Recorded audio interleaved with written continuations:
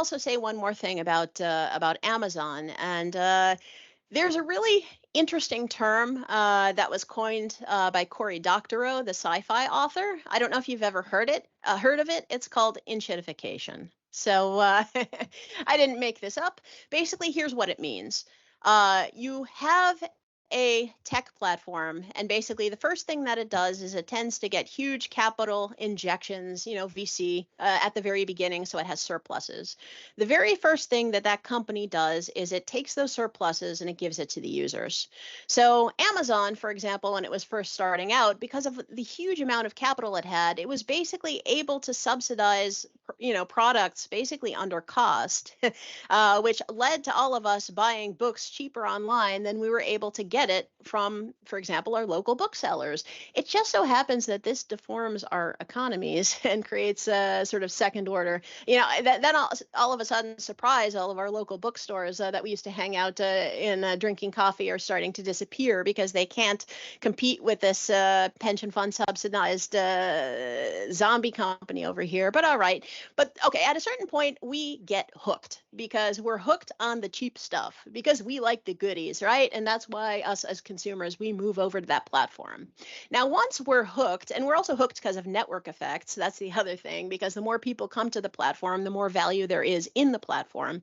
Now, the next step is once we're locked in there, then the second step of enshittification is it actually takes those surpluses and it moves them away from the users. And instead, it puts them towards business partners. So basically now what it says is, hey, so now we've got this large group of consumers that are basically hooked on our platform. Now we're going to make this a really easy place for you, dear business, to be able to sell your things online. So we're going to make it very low fee and very easy for you to do, and make sure that you get a lot of money per sale, right? And what's going to happen is then the entire ecosystem also of suppliers now are going to be participating in it was kind of like with Kindle authors, when Kindle was first on its way up, and you also have it now with Audible, too, also. And the point is that both the users and the suppliers now get locked into the platform because the suppliers are basically relying now on this platform for their sales. Now, the moment that the vendors are locked in and basically their own distribution mechanisms have weakened because now they're putting so much preference into platforms like Amazon, the third step of enshittification is the company, now that the users and the business partners are locked in, it basically claws back that value for itself and extracts it from the company. And now what winds up happening is it enriches a very small number of people.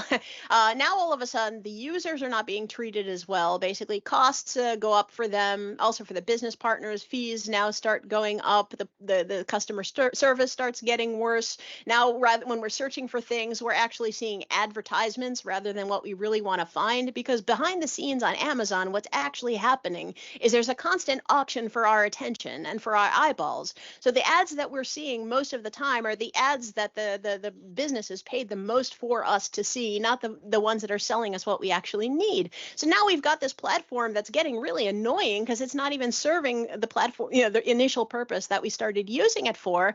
They're clawing back all that value and pulling it out of the company for for their own personal benefit through stock buybacks or whatever else. The companies also don't want to pay taxes. I mean, do you know how many tax benefits companies like Amazon expect?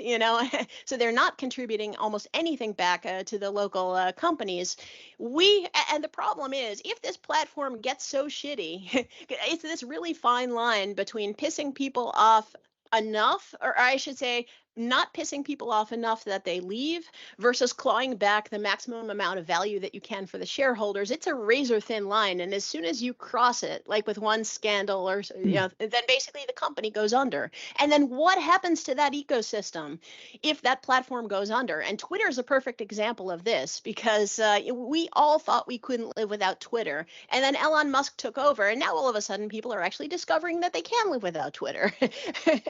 But the problem is the amount amount of capital, the amount of energy, the amount, those 20 years, 30 years we spent building that platform, when it gets enshittified because we are pulling that financial value out just to serve, that small number of people, when that platform dies, who goes with it? The entire ecosystem. That is 20, 30 years of innovation disappeared up in smoke, for the benefit. And this is what happens. We take Uber, it's all, convenient. And then what happens to our public transit, right? Then the public transit dries up, because everyone's taking Uber. Then at a certain point, when they claw back the value from Uber, then Uber stops serving certain areas and we're worse off than when we started. Because now we don't have Uber, but we also don't have the public transportation anymore either. And this is the problem with these monopolies. And this is why we need to greatly rethink innovation and the startup ecosystem and what we're doing with business and finance, because we are architecting monopolies by design. And if we want to fix our economies, then we need to change it. So we are now building actual businesses with business models that are oriented towards serving their local communities, because that is the new normal that we need.